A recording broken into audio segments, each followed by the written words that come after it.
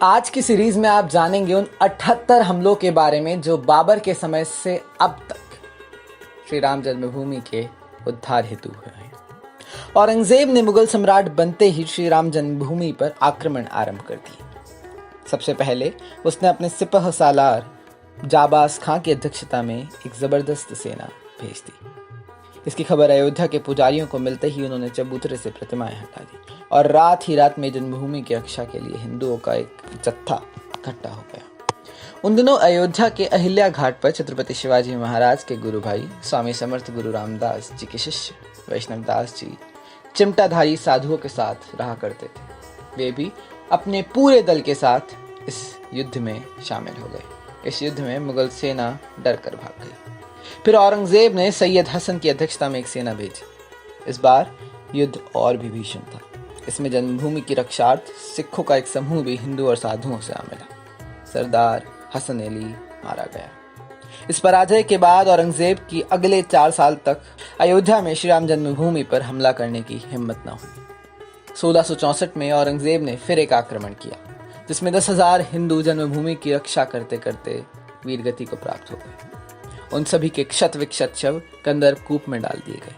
आज इसी कारण से कंदरकूप को गज शहीदा भी कहा जाता है।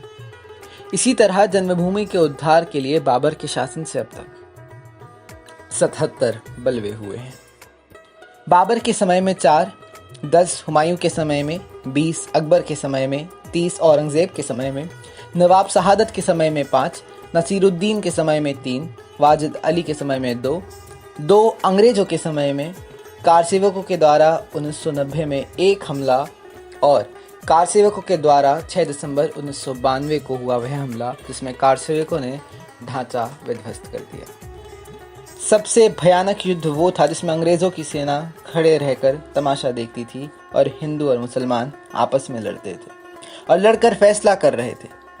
ये सन 1856 में हुआ था, जिसमें सबसे अधिक मुसलमानों की हानि हुई थी। सन 1857 की क्रांति में जब बहादुर शाह जफर को पूरे भारत ने अपना सम्राट मान लिया और एक साथ खड़े हो गए अंग्रेजों के खिलाफ, तो अयोध्या भी हिंदू राजा देवी बख्श सिंह गोंडा के नरेश तथा बागी चरणदास की अध्यक्षता में संगठित हो गए। उसी समय मुसलमानों के नेता अमीर अली ने अयोध्या और फैजाबाद के समस्त मुसलमानों को इकट्ठा करके कहा कि हमारे हिंदू भाइयों ने हमारे सम्राट को अपना सम्राट मान लिया है, वो भी लड़ रहे हैं अंग्रेजों के खिलाफ, तो इसका मतलब हम दोनों भाई भाई हैं। हमारे हिंदू भाइयों ने अंग्रेजों से लड़कर जो बहादुरी दिखाई है वो वाकई काबिल तारीफ है।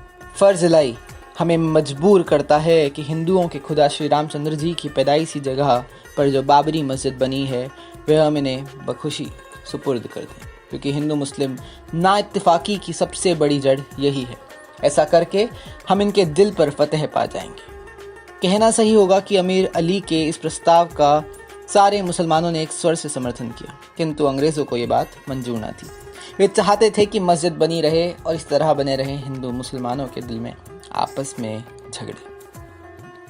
अंग्रेजों में इस बात से जो घबराहट फैली उसका प्रमाण हम सुल्तानपुर गजटियर में प्रकाशित पृष्ठ 36 के कर्नल मार्टिन की रिपोर्ट में देख सकते हैं।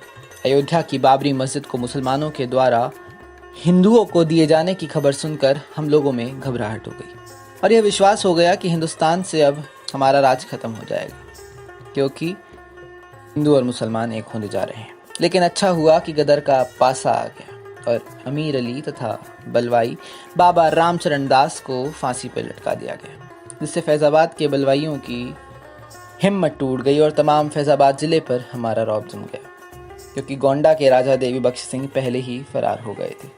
इस काम में राजा मान सिंह महदौना वाले हमारी बड़ी मदद करते नजर आए थे। कहना सही होगा कि अमीर अली का यह सत प्रयत्न अंग्रेजों की नीतियों के कारण विफल हो गया और 18 मार्च सन 1858 को कुबेरटीला पर स्थित एक इमली के पेड़ में बाबा रामचरण और अमीर अली दोनों को फांसी पर लटका दिया गया। पहले तो हिंदू और मुसलमान इस जगह के लिए आपस में लड़ते रहे और जब मुसलमान ये जगह खुद राजी खुशी हिंदुओं को देने को तैयार हो गए तो अंग्रेजों ने बीच में टांग अड़ा दी।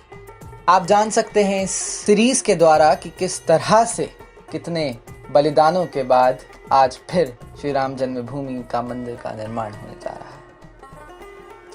तो आइए जुड़े रहिए हमारे साथ आगे की कहानी के लिए और देखते रहिए धर्म विजय।